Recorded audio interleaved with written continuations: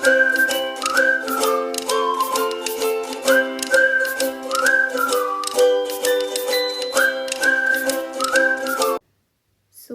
बच्चों, आज ये लेक्चर 2 होने वाला है हमारे जनरल ऑर्गेनिक केमिस्ट्री का। तो लेट्स स्टार्ट कि आज का गोल क्या होने वाला है हमारे लेक्चर का। सबसे पहले तो हम ये देखेंगे कि किस तरीके से ऑर्गेनिक कंपाउंड्स में हम स्ट्रक्चर्स को रिप्रेजेंट करते हैं। यानी कि पहला गोल जो हमारा होने वाला है आज का, वो होने वाला है structural representation of organic compounds. ठीक है, ये होगा आज पहली चीज़ जो हम डिस्कस करने वाले हैं।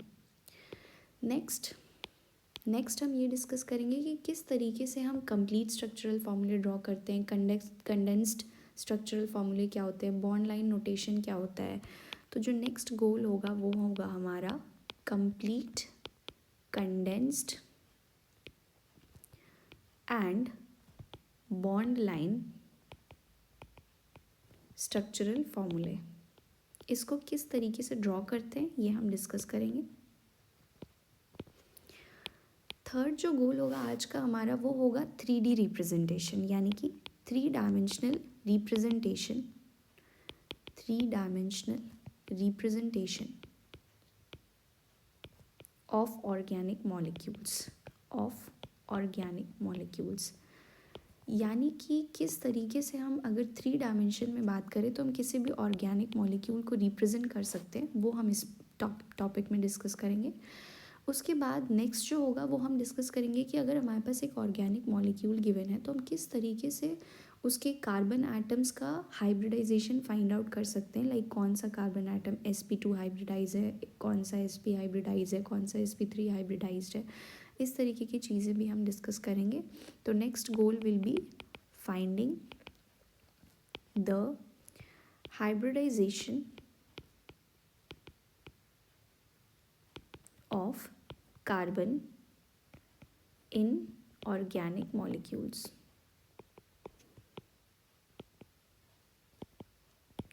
ठीक है, और जो लास्टली हम डिस्कस करेंगे वो होगा हमारा orbital overlap picture in some simple molecules. Like हम सिंगल बॉन्ड वाले मॉलिक्यूल्स ले लेंगे, कुछ सिंपल, कुछ double bond and triple bond. इस तरीके से डिस्कस करेंगे कि किस तरीके से ऑर्बिटल्स का ओवरलैप हो रहा है। तो orbital overlap picture in simple organic molecules. ठीक है, एग्जाम्पल्स के थ्रू हम इसको डिस्कस करेंगे। तो फिर स्टार्ट करते हैं विदाउट एनी डिले अपना आज का लेक्चर। And the first goal is going to be structural representation of organic compounds, जिसमें कि हम सबसे पहले जो स्टार्ट करेंगे वो होगा हमारा कंप्लीट स्ट्रक्चरल फॉर्मूला। ठीक है, तो यहाँ पे हम एक हेडिंग डालते हैं। सबसे पहले जो हम डिस्कस करेंगे वो फर्स्ट का ए पार्ट होगा कंप्लीट स्ट्रक्चरल फॉर्मूले। ठीक है, इसमें हम क्या करते हैं बेसिकली, जब भी हमें कंप्लीट स्ट्रक्चरल फार्मूला किसी भी ऑर्गेनिक मॉलिक्यूल का ड्रॉ करना होता है तो हमें बेसिकली सारे ही बॉन्ड्स और सारे ही एटम्स को शो करना होता है। क्लियर है? यानी कि हम इसमें ये लिख सकते हैं कि show all the atoms and all the bonds. सारे ही एटम्स और सारे ही बॉन्ड्स को हम शो करेंगे। फॉर एग्जाम्पल, अगर मैं एग्जाम्पल के तौर पे यहाँ पे CH4 मॉलिक्यूल की बात करूँ तो मैं इसका कंप्लीट स्ट्रक्चरल फॉर्मूला कैसे ड्रॉ करूँगी। तो मैं यहाँ पे सारे ही एटम्स को दिखाऊंगी, और क्योंकि ये सारे एटम्स सिंगल बॉन्ड के थ्रू लिंक्ड है तो दिस इज़ हाउ यहाँ पे मैं शो करूँगी CH4 मॉलिक्यूल को। सिमिलरली अगर मैं बात करूँ C2H6 मॉलिक्यूल को कैसे शो करेंगे। C2H6 is basically ethane, CH4 molecule is methane. हम नॉमेनक्लेचर भी पढ़ेंगे फर्दर आगे के लेक्चर्स में। तो C2H6 को अगर हमें शो करना है तो हम क्या करेंगे, 2 कार्बन को सिंगल बॉन्ड से दिखाएंगे। अगेन सारे हाइड्रोजन जो भी लिंक्ड हैं इन डिफरेंट कार्बन आइटम से, हम इनको सारे बॉन्ड्स को शो करेंगे। तो ये हो जाएगा आपके complete structural formula ethane molecule का। ठीक है, और ये था आपका complete structural formula methane molecule का। I hope this is clear to you. For example अगर हम बात करें अब C2H4 मॉलिक्यूल की, ठीक है, C2H4 मॉलिक्यूल की बात करें तो इसको हम कैसे ड्रॉ करेंगे? C2H4 मॉलिक्यूल क्या होता है? अपना इथीन मॉलिक्यूल है। तो इसमें basically C double bond C आ जाएगा और इस तरीके से हम सारे H एटम्स, जो 4 H एटम्स हैं उनको शो करेंगे। क्लियर है? सारे बॉन्ड्स सारे एटम्स को शो करना है। अगर हमें अब सपोज इथाइन मॉलिक्यूल को दिखाना है, ठीक है, तो हम कैसे दिखाएंगे? ये है अपना इथाइन मॉलिक्यूल। अगर इसका कंप्लीट स्ट्रक्चरल फार्मूला हमें ड्रॉ करना है तो हम कैसे दिखाएंगे? हम इसी तरीके से बेसिकली दिखाएंगे, सारे बॉन्ड्स और सारे एटम्स को हमें शो करना है। तो ये हो गया अपना इथाइन मॉलिक्यूल। यहाँ पे लिख लेते हैं हम इथीन और ये है अपना इथाइन मॉलिक्यूल। आई होप इतना आपको क्लियर है कि किस तरीके से हमें कंप्लीट स्ट्रक्चरल फार्मूला को रिप्रेजेंट करना है। एक और एग्जांपल ले लेते हैं। लेट्स सपोज मिथेनॉल मॉलिक्यूल को हमें ड्रॉ करना है। मिथेनॉल क्या होता है अपना? CH3OH। कैसे ड्रॉ करेंगे हम CH3OH को? CH3OH को ड्रॉ करने के लिए हमें चाहिए C, जिस पे लगे होंगे 3 H इस तरीके से, और फिर हम क्या फर्दर दिखाएंगे? O से जुड़ा हुआ H। तो ये हो गया अपना मिथेनॉल मॉलिक्यूल, ठीक है, CH3OH। तो इतने मॉलिक्यूल्स अभी तक हमने डिस्कस कर लिया है। अब हम फर्दर आगे बढ़ते हैं और हम अब क्या डिस्कस करेंगे? अब हमें डिस्कस करना है कंडेंस्ड स्ट्रक्चरल फार्मूला, यानी कंप्लीट स्ट्रक्चरल फार्मूला में हमने देख लिया है कि सारे एटम सारे बॉन्ड्स को हम शो करते हैं। नेक्स्ट जो होगा वो फर्स्ट का बी पार्ट होगा, ठीक है। फर्स्ट के बी पार्ट में हम डिस्कस करेंगे कंडेंस्ड स्ट्रक्चरल फार्मूला, ठीक है, कंडेंस्ड स्ट्रक्चरल फार्मूला हम डिस्कस करेंगे,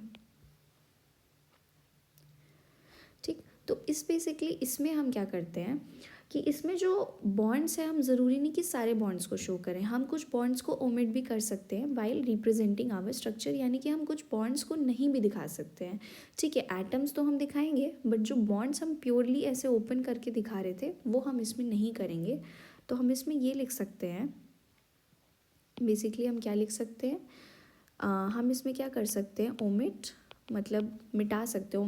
ओमिट करना मतलब इग्नोर करना, फिर मिटा देना, ठीक है। ओमिट सम और all of the dashes representing covalent bonds, representing covalent bond, यानी जो भी डैशेस हम लगा रहे थे बेसिकली, अगर हम यहाँ पे बात करें, जो ये वाले डैशेस हम यूज़ कर रहे थे, यहाँ पे ये डैशेस, इस तरीके के जो सारे डैशेस यूज़ कर रहे थे, इन डैशेस को अब हम क्या कर सकते हैं? इग्नोर कर सकते हैं। अगर हम बात करें कंडेंस्ड स्ट्रक्चरल फार्मूला की तो किस तरीके से हम ड्रॉ करेंगे? अगर हम देखें एग्जाम्पल्स, फॉर एग्ज़ाम्पल अगर सेमी मॉलिक्यूल्स का हमें बनाना हो, जैसे हमने यहाँ पे लिया था मीथेन मॉलिक्यूल, तो मीथेन मॉलिक्यूल को हम सिंपली कंडेंस स्ट्रक्चरल फार्मूला में हम CH4 लिख सकते हैं।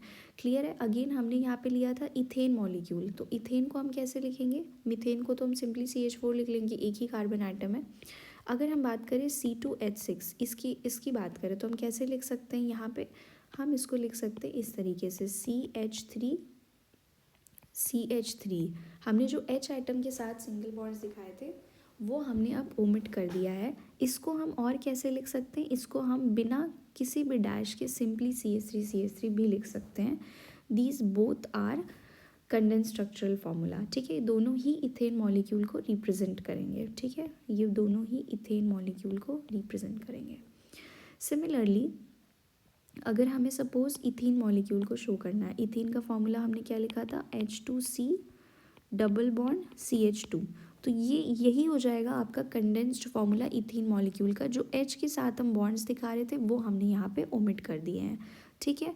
सिमिलरली अगर हम बात करें इथाइन की तो हम इसको ऐसे दिखा सकते हैं सिंपली, यानी कि जो H के साथ हम बॉन्ड्स दिखा रहे थे C का, वो हमने ओमिट कर दिया यहाँ पर भी।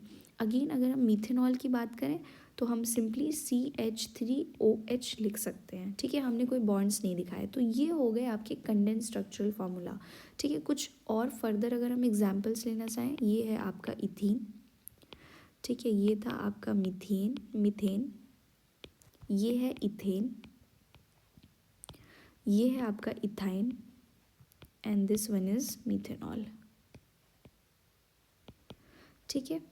अब हम बात करते हैं कुछ और फर्दर एग्जाम्पल्स की। जैसे मान लीजिए अगर आपको CH3 CH2 CH2 CH2 CH2 CH2 CH3 को रिप्रेजेंट करना है कंडेंस्ड फॉर्म में, तो हम कैसे कर सकते हैं, इसको कैसे रिप्रेजेंट कर सकते हैं?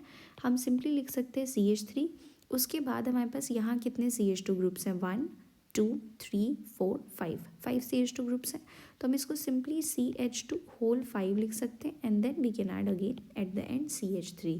तो ये जो फॉर्मूला है ये भी एक kind of condensed structural formula है, तो आपको इसको भी ध्यान में रखना है कि जब ढेर सारे ग्रुप्स रिपीट हो रहे हैं, उनका रेपिटेशन हो रहा है, तो हम इस तरीके से एक साथ उनको एक सब्सक्रिप्ट के साथ लिख सकते हैं, जो सब्सक्रिप्ट एक ऐसा इंटीजर होगा जो उनके नंबर्स को डिनोट करेगा। ठीक है, तो ये हो गया हमारा सेकेंड पार्ट यहाँ पे complete. Now let's move to third part. Third क्या था अपना? थर्ड था अपना बॉन्ड लाइन नोटेशन। ये भी इंपॉर्टेंट है। जनरली जो बुक्स में हमें ऑर्गेनिक की बुक्स में जो स्ट्रक्चर दिखते हैं उसमें काफ़ी स्ट्रक्चर्स बॉन्ड लाइन नोटेशन में ही रिप्रेजेंट किए होते हैं। बॉन्ड लाइन नोटेशन क्लियर है? तो इसको भी समझते हैं कि इसमें क्या होता है। तो बेसिकली जो बॉन्ड लाइन नोटेशन होता है वो काफ़ी यूनिक तरीका है, उससे भी हम रिप्रेजेंट करते हैं ऑर्गेनिक स्ट्रक्चर्स को। लेकिन इस यूनिक तरीके में क्या होता है कि हम सिर्फ लाइंस का यूज़ करते हैं, मतलब हम किसी एटम्स को लिख के नहीं दिखाते। जैसे अगर मैं प्रीवियस दोनों की बात करूँ जो वेज हमने पढ़ा, उसमें हम क्या कर रहे थे, हम यहाँ पे एटम्स को रिप्रेजेंट करें। जैसे हमने यहाँ कार्बन एटम को रिप्रेजेंट किया, हाइड्रोजन को रिप्रेजेंट किया, ठीक है। उसी तरह यहाँ पे मिथेनॉल में हमने कार्बन, हाइड्रोजन, ऑक्सीजन सबको रिप्रेजेंट किया। वहाँ पे हम क्या करते हैं, सिर्फ जो हेटेरो एटम्स हैं उनको अगर दिखाने की ज़रूरत पड़े तो हम दिखाते हैं। अदरवाइज़ हम कार्बन और हाइड्रोजन की बात करें तो बॉन्ड लाइन नोटेशन में हम कार्बन और हाइड्रोजन को शो नहीं करते हैं। क्लियर है ना? तो हम इसमें कुछ पॉइंट्स ऐड कर लेते हैं बेसिकली कि कैसे हम इसमें रिप्रेजेंट करते हैं। तो सबसे पहले हमें ये ध्यान में रखना है कि only lines are used, only lines are used in this notation. सिर्फ हम लाइंस का यूज़ करते हैं इस नोटेशन में। क्लियर है? सेकेंड इम्पॉर्टेंट पॉइंट ये है कि जो लाइंस होती हैं CC बॉन्ड्स, उनको हम जिगजैग फैशन में बनाते हैं। मतलब जो CC बॉन्ड को रिप्रेजेंट करती हुई लाइन होती हैं वो जिगजैग फैशन में होती हैं। तो हम ये लिख सकते हैं कि लाइंस रिप्रेजेंटिंग CC बॉन्ड्स, यानी जो CC बॉन्ड्स को रिप्रेजेंट करती हुई लाइनें होती हैं, हम उन क्या करते हैं, उनको जिगजैग फैशन में ड्रॉ करते हैं। CC bonds are drawn in zigzag fashion. क्या होता है अभी मैं बताऊंगी, अभी एक्सप्लेन करूंगी जब मैं स्ट्रक्चर बनाऊंगी तो। ठीक है, जिगजैग फैशन में ड्रॉ करते हैं। थर्ड पॉइंट जो हम यहाँ पे नोट कर सकते हैं वो ये कि कार्बन और हाइड्रोजन एटम को हम शो नहीं करती। मैंने अभी बताया भी आपको, तो हम यहाँ पे लिख लेते हैं carbon and hydrogen atoms are not shown। ठीक है, वो शो नहीं होते हैं, शो नहीं करते हम उनको। ठीक है। फोर्थ हम लिख सकते हैं कि हमें अगर एटम्स को दिखाना भी है तो हम स्पेसिफिकली सिर्फ जो कार्बन और हाइड्रोजन के अलावा जो एटम्स है, फॉर एग्जांपल ऑक्सीजन है, क्लोरीन है, नाइट्रोजन है, इस तरीके के एटम्स को हम शो करते हैं। तो स्पेसिफिकली जो एटम्स हैं उनको हम जो लिखते हैं वो हम मतलब नोट डाउन कर लेते हैं। तो only atoms specifically written are, कौन कौन से एटम्स हैं जिनको हम उसमें लिख के रिप्रेजेंट करते हैं इस नोटेशन में, तो वो हैं आपके written are oxygen, chlorine, nitrogen, sulphur, phosphorus. ठीक है, या फिर अदर हैलोजेंस भी हो सकते हैं। ठीक है, तो इस तरीके के जो एटम्स हैं हम उनको स्पेसिफिकली लिख के शो करते हैं। नेक्स्ट पॉइंट जो हम देख सकते हैं वो ये, नेक्स्ट पॉइंट जो हम देख सकते हैं वो ये कि जो भी टर्मिनल्स होते हैं, ठीक है, जो टर्मिनल्स होते हैं वो क्या रिप्रेजेंट करते हैं, जो टर्मिनल्स होते हैं वो रिप्रेजेंट करते हैं हमारे मिथाइल ग्रुप को, यानी CH3 ग्रुप को। और जो जंक्शन होता है यानी दो बॉन्ड्स जहाँ पे मिलते हैं वो जो पॉइंट होता है वो रिप्रेजेंट करता है हमारा कार्बन एटम्स को जो बॉन्डेड होते हैं appropriate number of H atom से, यानी जितने एच एटम्स रिक्वायर्ड हैं बॉन्ड्स को कंप्लीट करने के लिए। अभी हम जब स्ट्रक्चर्स ड्रॉ करेंगे तो ये और क्लियर हो जाएगा ये वाला पॉइंट। अभी जस्ट नोट डाउन करते हैं इसको कि जो टर्मिनल्स होते हैं ये इंपॉर्टेंट पॉइंट है, यही समझने वाला पॉइंट है इनफैक्ट। टर्मिनल्स जो होते हैं that represent methyl groups,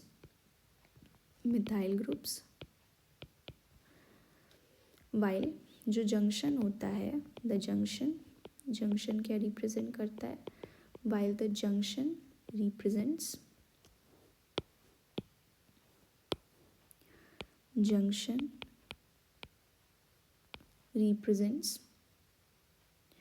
carbon atoms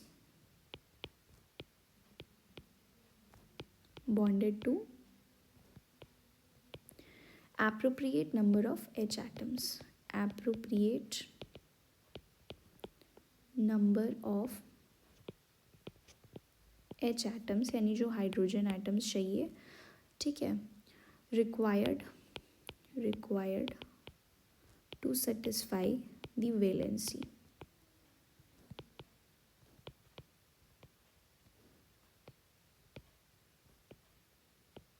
of atom. ठीक है, हम इस तरीके से रिप्रेजेंट करते हैं। तो अब हम कुछ एग्जाम्पल्स को देखते हैं, ठीक है। फॉर एग्जाम्पल अगर हम बात करें, अगर हम इस मॉलिक्यूल को ले लें CH3 CH2 CH2 CH2 CH2 CH3, तो हम इसको कैसे रिप्रेजेंट करेंगे बॉन्ड लाइन नोटेशन में। तो मैंने कहा कि हमें CC बॉन्ड को जिगजैग फैशन में दिखाना है, जो टर्मिनल्स होंगे उसमें मिथाइल ग्रुप्स रहेंगे। तो हम कैसे दिखाएंगे, हम इसको बेसिकली ऐसे दिखा देंगे। हमारे पास सबसे पहले हम number of carbon atoms count कर लेते हैं। तो अपने पास है 1 2 3 4 5 6 कार्बन आइटम्स है, ठीक है। हमें 6 कार्बन आइटम्स को शो करना है यहाँ पे। तो हम कैसे दिखाएंगे, हम कैसे भी दिखा सकते हैं ऐसे 1 1 2 हो गया, 3 4 5 एंड 6। टोटल अगर हम काउंट करें यहाँ पे नंबर ऑफ़ कार्बन एटम्स तो कितने हो जा रहे हैं 1 2 3 4 5 एंड 6। अब ये जो टर्मिनल्स हैं, मैंने बोला था ये वाले जो टर्मिनल्स होंगे ये क्या रिप्रेजेंट करेंगे मिथाइल ग्रुप, यानी ये और ये क्या रिप्रेजेंट करें मिथाइल ग्रुप्स, ठीक है। और ये जो जंक्शन है ना अपना, जैसे ये वाला जंक्शन जो है, ये जंक्शन जो है, ये जंक्शन है, ये जंक्शन है, ये जंक्शन है, ये सब क्या रिप्रेजेंट कर रहे हैं कार्बन एटम्स जो appropriate number of H atom से जुड़े हुए हैं। तो यहाँ पे अगर मैं बात करूँ तो ये वाले जो जंक्शन्स हैं ये बेसिकली CH2 ग्रुप्स को रिप्रेजेंट कर रहे हैं। क्लियर है ना, क्योंकि यहाँ पे एक कार्बन है वो 2 हाइड्रोजन से बॉन्डेड होगा, इधर एक कार्बन से बॉन्डेड है, इधर एक कार्बन से बॉन्डेड है। क्लियर है, तो उसकी वैलेंसी सेटिस्फाई हो जाएगी। वो टेट्रावेलेंट होता है, हमने लास्ट लेक्चर में डिस्कस किया था। तो बेसिकली हमें 4 बॉन्ड्स बनाने हैं, यहाँ पे 6 कार्बन थे, हमने इस तरीके से रिप्रेजेंट किया। तो हम ये समझ सकते हैं कि हमें बॉन्ड लाइन नोटेशन में एटम्स को नहीं दिखाना अनटिल अनलेस हमारे पास ऑक्सीजन, क्लोरीन, नाइट्रोजन, फॉस्फोरस इस तरीके के एटम्स हो। कुछ और एग्जांपल्स लेते हैं बॉन्ड लाइन नोटेशन का। फॉर एग्जांपल अगर हमारे पास ब्रांच्ड कोई स्ट्रक्चर है तो हम किस तरीके से ड्रॉ करेंगे। सपोज हमारे पास ये स्ट्रक्चर है CH3 CH2 CH CH3 CH2 CH2 CH3, तो हम इसको कैसे ड्रॉ करेंगे बॉन्ड लाइन नोटेशन में। तो बेसिकली पहले काउंट कर लेते हैं नंबर ऑफ़ कार्बन आइटम्स। तो 1 2 3 4 5 6, अगेन 6 कार्बन आइटम्स हमारे पास लॉन्गेस्ट चेन में। तो हम कैसे ड्रॉ करेंगे 1 2 3 4 5 एंड 6, टोटल 6 कार्बन आइटम्स हो गए। हम इनकी चाहें तो नंबरिंग भी कर सकते हैं 1 2 3 4 5 एंड 6 कार्बन आइटम्स हो गए। अब थर्ड कार्बन आइटम पे अपने पास एक मिथाइल ग्रुप लगा है, तो हम अगेन थर्ड कार्बन आइटम पे एक ऐसे लाइन शो करेंगे and this line will actually represent the methyl group. यहाँ पे ये जो लाइन होगी ये बेसिकली ये जो लाइन है ये हम अपना मिथाइल ग्रुप को रिप्रेजेंट कर रहा है। अगेन ये वाली जो लाइन है टर्मिनल, ये भी मिथाइल ग्रुप को रिप्रेजेंट कर रही है, और ये वाली जो टर्मिनल लाइन है ये भी अपना मिथाइल ग्रुप रिप्रेजेंट कर रही है। बाकी जो जंक्शंस हैं वो सारे CH2 या फिर CH को रिप्रेजेंट कर रहा है, मतलब ऐसा कार्बन जो अप्रोप्रिएट नंबर ऑफ़ हाइड्रोजन से बॉन्डेड हो। अगर हम बात करें यहाँ पे साइक्लिक कंपाउंड्स की, तो साइक्लिक कंपाउंड्स को कैसे हम देख सकते हैं, जैसे मान लीजिए CH2 है, अगेन CH2 है, CH2 है, यहाँ पे ये ऐसे बॉन्डेड है, ठीक है। तो हम इसको कैसे रिप्रेजेंट करेंगे, हम इसको सिंपली कैसे रिप्रेजेंट कर सकते हैं, हम इसको सिंपली रिप्रेजेंट कर सकते हैं इस तरीके से, simply by a triangle. Clear है ना। ये जो होगा ये साइक्लोप्रोपेन को रिप्रेजेंट करेगा। उसी तरह अगर हमारे पास साइक्लोपेंटेन है तो हम कैसे करेंगे, साइक्लोपेंटेन को CH2 CH2 CH2 CH2 CH2 और यहाँ पे ये हो गया अपने पास साइक्लोपेंटेन। अगर हमें इसे रिप्रेजेंट करना है बॉन्ड लाइन नोटेशन में तो हम क्या करेंगे, हम सारे एटम्स को ओमिट कर देंगे, हमें बस बॉन्ड्स को दिखाना है।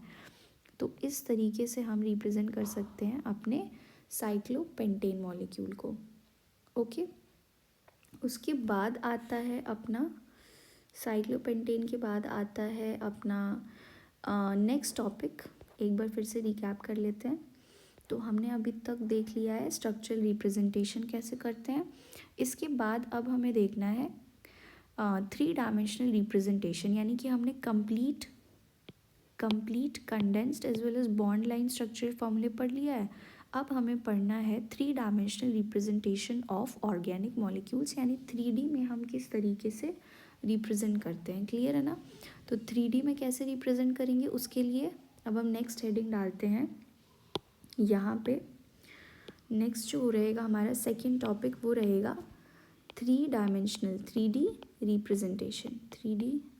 Representation of organic molecules.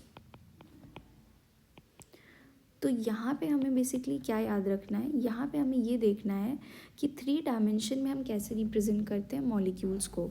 तो जब हमें 3 डायमेंशन में मॉलिक्यूल को किसी को भी रिप्रेजेंट करना होता है तो हम जिस रिप्रेजेंटेशन का यूज़ करते हैं उसका नाम है basically dash and wedge representation. तो हम क्या यूज़ करते हैं, हम यूज़ करते हैं डैश एंड वेज, या फिर वेज एंड डैश भी बोल सकते हो आप, वेज रिप्रेजेंटेशन। तो इसमें क्या होता है, इसमें बेसिकली 2 टाइप के बॉन्ड्स हमें दिखाने होते हैं। ठीक है, जो फर्स्ट टाइप का बॉन्ड होता है, फर्स्ट बॉन्ड जो होता है वो होता है सॉलिड वेज। सॉलिड वेज वो कैसा होता है, वो कैसा दिखता है, वो बेसिकली ऐसा दिखता है, इस तरीके का सॉलिड बॉन्ड होता है। बुक्स में भी आप देख सकते हो ये इस तरीके से बना हुआ रहता है। ठीक है, दिस इज सॉलिड वेज। अब ये रिप्रेजेंट क्या करता है, व्हाट इट एक्चुअली रिप्रेजेंट्स, तो ये रिप्रेजेंट करता है आपका bond projecting out of the plane of paper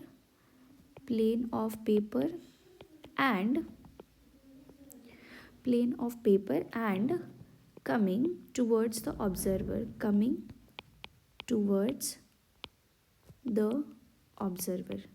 ठीक है, ये हो जाता है अपना सॉलिड वेज क्या रिप्रेजेंट करता है, यानी ये एक ऐसा बॉन्ड है जो प्लेन ऑफ पेपर के बाहर तो आ रहा है लेकिन ये ऑब्जर्वर की तरफ बाहर आ रहा है। क्लियर है ना। और जो सेकेंड होता है वो होता है अपने पास डैश्ड वेज। ये कैसा दिखता है अभी बताते हैं, डैश्ड वेज। तो ये अपना ऐसा ऐसा दिखता है। ठीक है, इसको आप बुक्स में भी देख सकते हो एक बार। तो ये बेसिकली क्या शो करता है, ये शो करता है बॉन्ड जो कि out of plane of paper तो प्रोजेक्ट करेगा बट ये अवे फ्रॉम द ऑब्जर्वर जाएगा, यानी ऑब्जर्वर जो हम है हमसे दूर जाएगा ये बॉन्ड। ठीक है, तो bond projecting out of the plane of paper and going away from the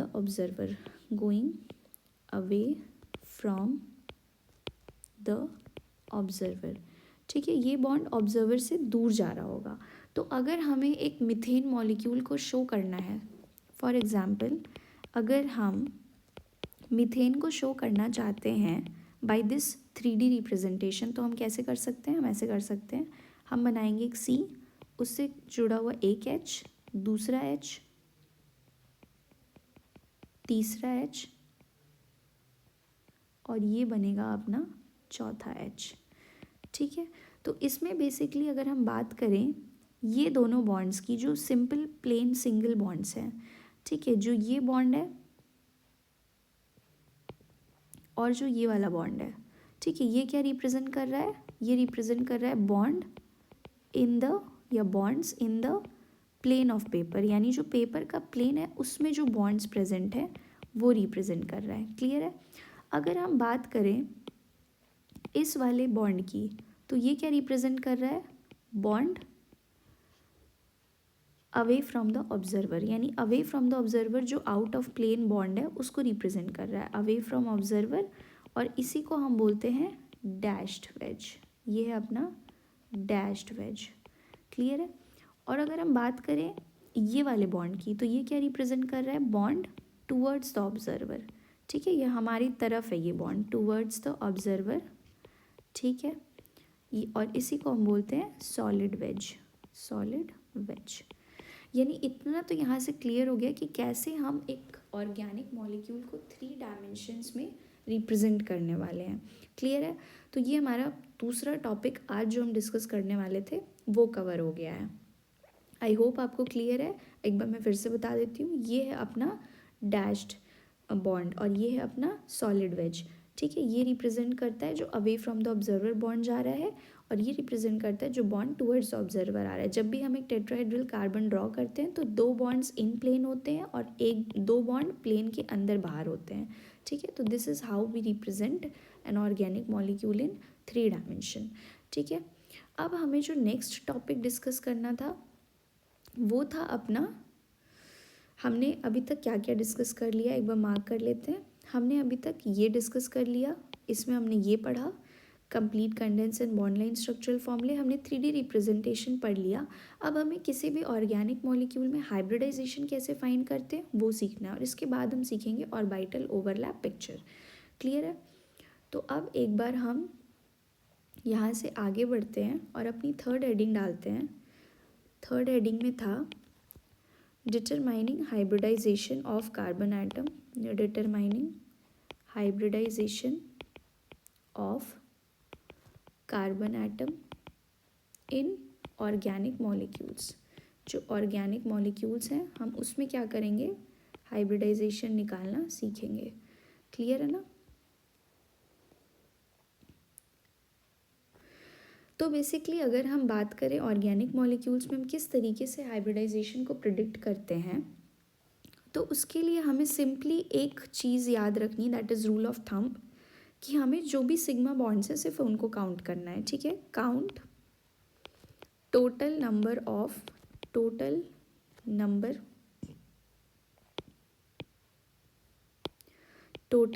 of क्या काउंट करने हैं हमें, सिग्मा बॉन्ड्स काउंट करने हैं, सिग्मा बॉन्ड्स।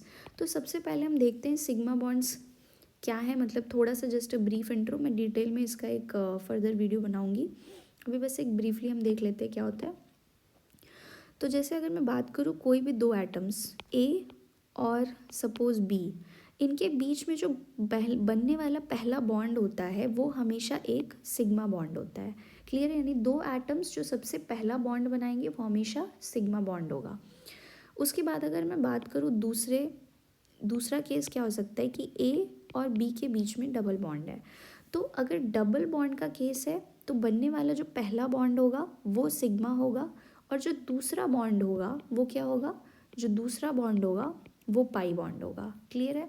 अगर मैं बात करूँ अगेन कि अपने पास ए बी हैं, मतलब 2 एटम्स, मगर उनके बीच में 3 बॉन्ड्स बन गए अब, तो बनने वाला पहला बॉन्ड मैंने बताया था हमेशा सिग्मा होगा, यानी ये बॉन्ड सिग्मा है, और रेस्ट ऑफ द 2 बॉन्ड्स जो हैं, ठीक है, रेस्ट ऑफ द 2 बॉन्ड्स यानी कि जो नीचे वाले दोनों बॉन्ड्स हैं ये भी एज वेल एज ये भी, ये बॉन्ड एज वेल एज ये बॉन्ड, ये दोनों बॉन्ड्स क्या हैं, पाई बॉन्ड्स हैं।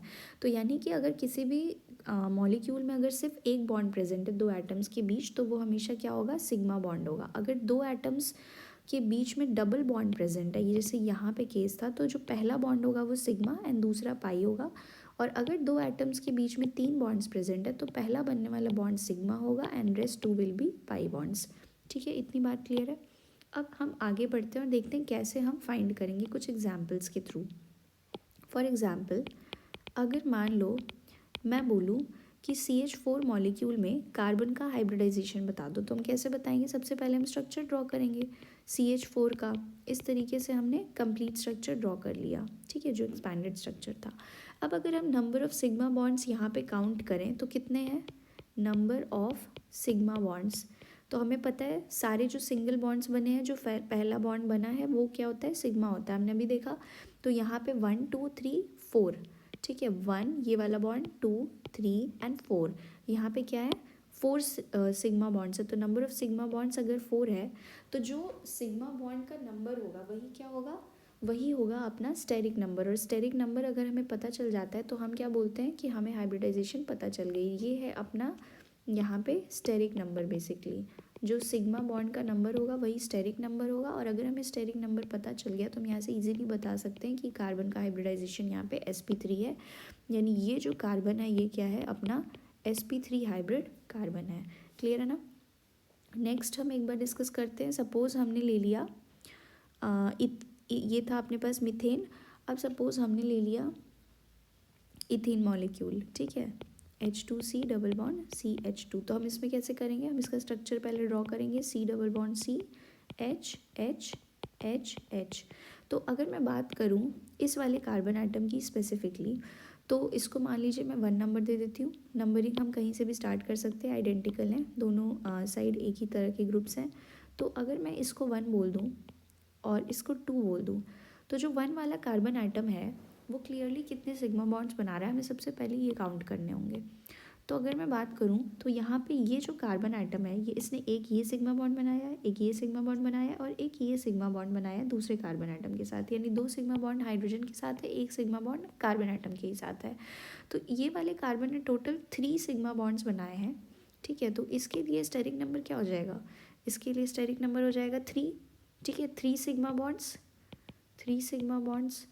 तो यहाँ पे इसका हाइब्रिडाइजेशन क्या हो जाएगा, sp2 हो जाएगा। स्टेरिक नंबर 3 के लिए हाइब्रिडाइजेशन sp2 होता है, ये हमें पता है।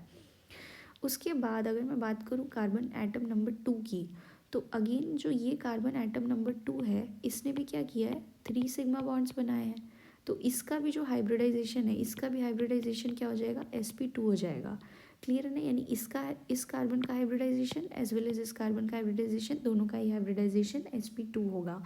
मैं आपको फिर से एक बार बता देती हूँ एक और एग्जाम्पल के थ्रू, ठीक है, एक और एग्जाम्पल के थ्रू बताती हूँ। जैसे मान लीजिए अपने पास इथाइन मॉलिक्यूल है, ठीक है। इथाइन मॉलिक्यूल इस तरीके से बना होता है अपने पास। तो अगर मैं बात करूँ इस वाले कार्बन आइटम की, तो इसने कितने सिग्मा बॉन्ड्स बनाए अगर हम काउंट करें, तो ये वाला सिग्मा बॉन्ड एक H के साथ बनाया और C के साथ एक ये सिग्मा बॉन्ड बनाया, क्योंकि बाकी दोनों ये जो बॉन्ड्स है तो पाई बॉन्ड्स होंगे। तो यहाँ पे इसका हाइब्रिडाइजेशन क्या हो जाएगा, इसका हाइब्रिडाइजेशन हो जाएगा यहाँ पे sp, ठीक है। अगेन अगर मैं इस कार्बन आइटम की बात करूँ तो इसका भी क्या हो जाएगा sp। क्यों, क्योंकि इसने भी 2 सिग्मा बॉन्ड्स बनाए हैं। यहाँ पे जो स्टेरिक नंबर आ रहा है, स्टेरिक बेसिकली ये सिर्फ ऑर्गेनिक मॉलिक्यूल्स के लिए है, ऐसे ये तरीका आप अपनाएंगे।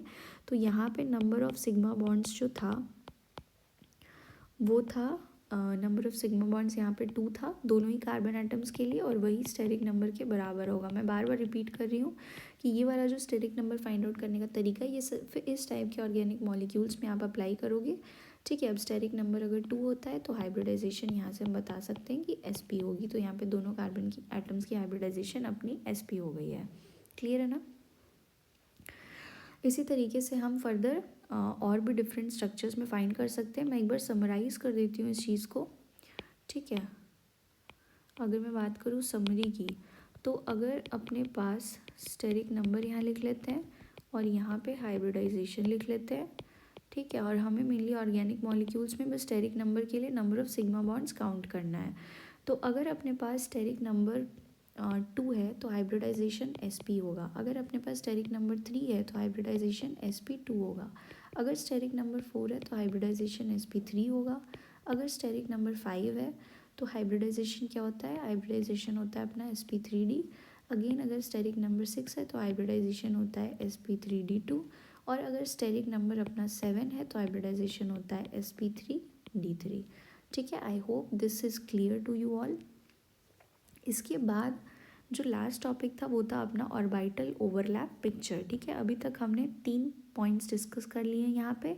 जो नेक्स्ट टॉपिक है अपना वो है ऑर्बिटल ओवरलैप पिक्चर इन ऑर्गेनिक मॉलिक्यूल्स।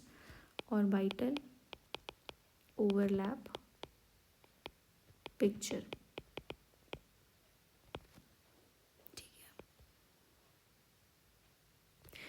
तो सबसे पहले अगर मैं बात करूँ मीथेन मॉलिक्यूल की, ठीक है, CH4 मॉलिक्यूल की पहला एग्जाम्पल लेते हैं। तो अभी हमने डिस्कस किया था कि हाइब्रिडाइजेशन क्या है कार्बन एटम का, वो है sp3। तो यहाँ पे हम ये लिख सकते हैं कि कार्बन का जो हाइब्रिडाइजेशन है, हाइब्रिडाइजेशन ऑफ कार्बन एटम, वो है अपना sp3 यहाँ पे। तो sp3 है, यानी कि एक s और 3 p के ऑर्बिटल्स मिलके 4 sp3 हाइब्रिड ऑर्बिटल्स बनाएंगे। क्लियर है ना? तो 4 sp3 हाइब्रिड ऑर्बिटल्स को अब हम कैसे ड्रॉ करेंगे, उसको एक बार ड्रॉ करते हैं। तो बेसिकली जब हम ड्रॉ करेंगे 4 sp3 हाइब्रिड ऑर्बिटल, तो ये हो जाएगा अपना फर्स्ट sp3 हाइब्रिड ऑर्बिटल। ठीक है, ये हो गया अपना सेकेंड sp3 हाइब्रिड ऑर्बिटल, ये हो गया अपना थर्ड sp3 हाइब्रिड ऑर्बिटल, और ये हो गया अपना fourth sp3 hybrid orbital. Clear है ना? एक बार फिर से थोड़ा अच्छे से ड्रॉ करते हैं। ये हो जाएगा अपना फोर्थ sp3 हाइब्रिड ऑर्बिटल। अब इसका ओवरलैप किसके साथ होगा? जो हाइड्रोजन के s ऑर्बिटल्स हैं उसके साथ ओवरलैप होगा। तो इस ओवरलैप को भी दिखाते हैं। ये हो जाएगा अपना एक हाइड्रोजन का ऑर्बिटल। ठीक है, ये हो जाएगा दूसरा, अगेन ये हो जाएगा तीसरा, एंड ये हो जाएगा अपना चौथा। ठीक है, तो इस तरीके से बनेगा अपना CH4 मॉलिक्यूल। हम यहाँ पे इसको रिप्रेजेंट भी कर सकते हैं। ये हाइड्रोजन का 1s ऑर्बिटल है, ये भी हाइड्रोजन का 1s ऑर्बिटल है, ये भी हाइड्रोजन का 1s ऑर्बिटल है, ये भी हाइड्रोजन का 1s ऑर्बिटल है। ठीक है, ये सारे H एटम्स थे अपने। ठीक, और ये जो 4 हमने दिखाए हैं, ये क्या है बेसिकली? ये हैं अपने कार्बन के 4 sp3 हाइब्रिड ऑर्बिटल्स। क्लियर है ना? इनके बीच में जो बॉन्ड एंगल होता है sp3 हाइब्रिड ऑर्बिटल्स की में जो सारे बॉन्ड एंगल्स होते हैं, ये वाला बॉन्ड एंगल 109 डिग्री 28 मिनट्स का होता है, या फिर हम इसको नियरली 109.5 डिग्रीज बोल सकते हैं। क्लियर है? तो ये हो गया अपना ऑर्बिटल ओवरलैप पिक्चर इन मीथेन मॉलिक्यूल। हमें यहाँ पे लिख लेना चाहिए, ये है अपना मीथेन। तो मीथेन में हमने डिस्कस कर लिया। सिमिलरली हम दूसरा एक बार डिस्कस कर लेते हैं अपना इथेन मॉलिक्यूल, या फिर एक काम करते हैं, हम पाई बॉन्ड्स वाले एग्जाम्पल्स ले लेते हैं। तो हम अब सीधा इथीन मॉलिक्यूल डिस्कस कर लेते हैं। ठीक है, ये हमने मीथेन मॉलिक्यूल डिस्कस किया था। अब हम डिस्कस करेंगे अपना इथीन मॉलिक्यूल।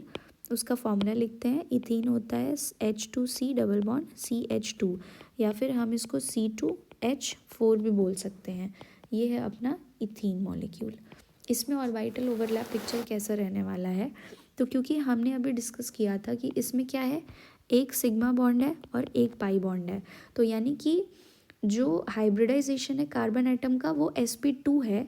क्यों? क्योंकि यहाँ पे टोटल नंबर ऑफ जो सिग्मा बॉन्ड्स आ रहे हैं वो अपने 3 आ रहे हैं। यहाँ पे हमने देखा भी था एग्जाम्पल्स में, एक बार फिर से देखिए, आप रिकॉल कर पाइए।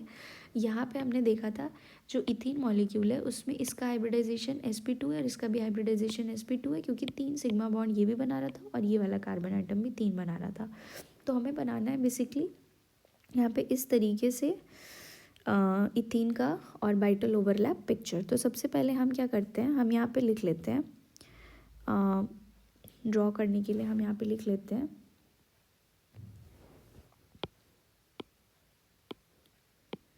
कार्बन। ठीक है, हम यहाँ दिखाते हैं कार्बन को, उसका हमें दिखाना है 3 sp2 हाइब्रिड ऑर्बिटल्स। ठीक है, तो पहले हम क्या करेंगे, sp2 हाइब्रिड ऑर्बिटल्स को दिखाते हैं। sp2 हाइब्रिड ऑर्बिटल्स को दिखाने के लिए एक रहेगा sp2 हाइब्रिड ऑर्बिटल इस तरीके से, दूसरा sp2 हाइब्रिड ऑर्बिटल आएगा इस तरीके से, और जो तीसरा sp2 हाइब्रिड ऑर्बिटल आएगा वो इस तरीके से। क्लियर है? इसके बाद दूसरा कार्बन आएगा, उसका भी क्या होगा, sp2 हाइब्रिड ऑर्बिटल 3 होंगे। तो एक बन गया इस तरीके से, ठीक है, दूसरा बन गया अपना इस तरीके से, और तीसरा बन जाएगा अपना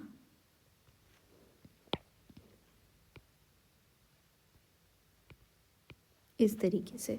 ठीक है, ये बन गए अपने 3 sp2 हाइब्रिड ऑर्बिटल्स जो हाइड्रोजन के 1s के साथ ओवरलैप करने वाले हैं। ठीक है, ये बन गया अपना हाइड्रोजन, ये भी आ गया अपना हाइड्रोजन, अगेन यहाँ पे आ गया हाइड्रोजन, एंड ये भी आ गया अपना हाइड्रोजन। क्लियर है?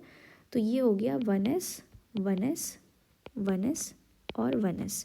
ये है अपने सारे H एटम्स। ठीक है, अब बेसिकली अगर मैं बात करूँ तो ये जो बॉन्ड बन रहा है ये कैसा बॉन्ड है, ये है अपना सिग्मा बॉन्ड। क्लियर है? ये है अपना सिग्मा बॉन्ड, और जो पाई बॉन्ड बनेंगे वो कैसे बनेंगे उनको भी अब ड्रॉ करते हैं। तो पाई बॉन्ड बनाने के लिए अपने पास क्या होना चाहिए, पाई बॉन्ड बनाने के लिए अपने पास p ऑर्बिटल्स चाहिए। तो कार्बन में यहाँ पे जो p ऑर्बिटल है वो क्या करेगा, यहाँ जो कार्बन है उसके p ऑर्बिटल के साथ ओवरलैप करेगा, यानी यहाँ जो बॉन्ड बन रहा है ये इन दोनों p ऑर्बिटल्स के ओवरलैप से बेसिकली ये वाला जो बॉन्ड बन रहा है, ठीक है, ये बन रहा है आपका पाई बॉन्ड। क्लियर है, ये बन गया पाई बॉन्ड, ये भी बन गया यहाँ पे, मतलब जो sideways overlapping of p orbital से बॉन्ड बन रहा है वो है आपका पाई बॉन्ड।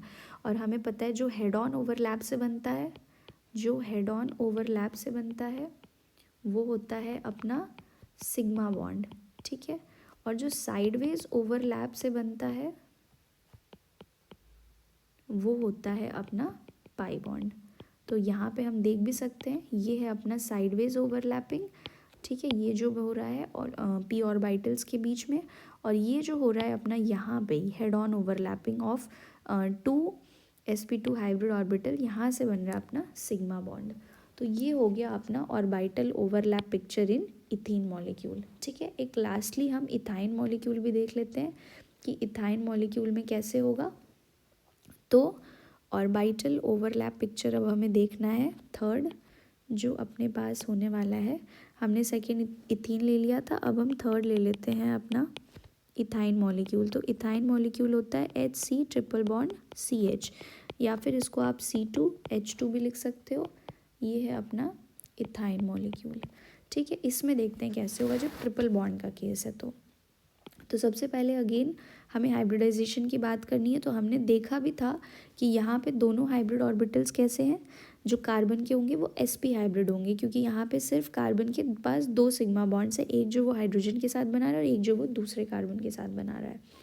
तो सबसे पहले हम क्या करते हैं, यहाँ पे लिख लेते हैं कार्बन, ठीक है। इसका होंगे 2 sp हाइब्रिड ऑर्बिटल्स। तो हमने बना लिया एक ऐसे और दूसरा बना लिया हमने ऐसे, ठीक है। इस तरीके से हमने बना लिया। सिमिलरली इस कार्बन एटम के पास भी होंगे 2 sp हाइब्रिड ऑर्बिटल्स। तो एक हमने बना लिया ऐसे और दूसरा हमने बना लिया ऐसे।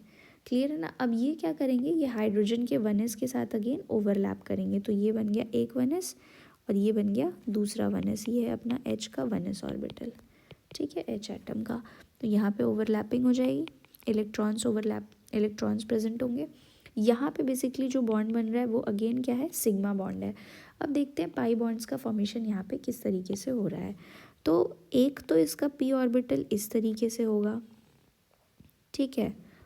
इसमें भी क्या होगा, एक ऑर्बिटल इस तरीके से होगा, और जो दूसरा ऑर्बिटल होगा वो कैसे होगा, दूसरा ऑर्बिटल इस तरीके से होगा। p ऑर्बिटल की बात करें बेसिकली हम, इसमें भी दूसरा ऑर्बिटल इस तरीके से ओरिएंटेड होगा। क्लियर है। तो अब इनके बीच में जो ओवरलैपिंग हो रही है ये ऐसे और ऐसे, ये बना रहे हैं एक पाई बॉन्ड। एंड अगेन जो इसके बीच में ओवरलैपिंग हो रही है ये और ये बना रहे हैं अपना दूसरा पाई बॉन्ड। क्लियर है।